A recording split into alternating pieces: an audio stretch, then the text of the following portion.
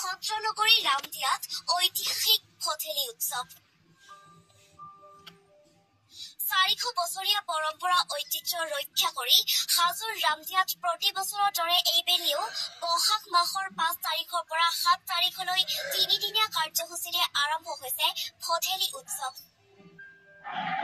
প্ৰায় 400 বছৰ পূৰ্বে হাজোৰ ৰামদিয়ালৈ ধৰ্ম প্ৰচাৰৰ বাবে আহিছিল মহাপুৰুষ মাধৱদেৱ। সম্পূৰ্ণ 6 মাহ ধৰ্ম প্ৰচাৰ কৰি উভতি যোৱাৰ দিনটোত মহাপুৰুষজনক গায়ন বায়নেৰে বিদায় দি ৰামদিয়াত আয়োজন কৰা হৈছিল এই উৎসৱ। তেতিয়াৰ পৰাই প্ৰজন্মৰ পাছত প্ৰজন্মই আয়োজন কৰি আহিছে ভঠেলি উৎসৱ। ৰামদিয়া অঞ্চলৰ 18খন সত্ৰৰ গোসাঁইৰ বিগ্ৰহলৈ অহা হয় ঐতিহাসিক ভঠেলি উৎসৱলৈ। তাৰ পাছত ভক্তপ্ৰাণ ৰাইজে গোসাঁইক সেৱা জনাই কামনা কৰে মংগল।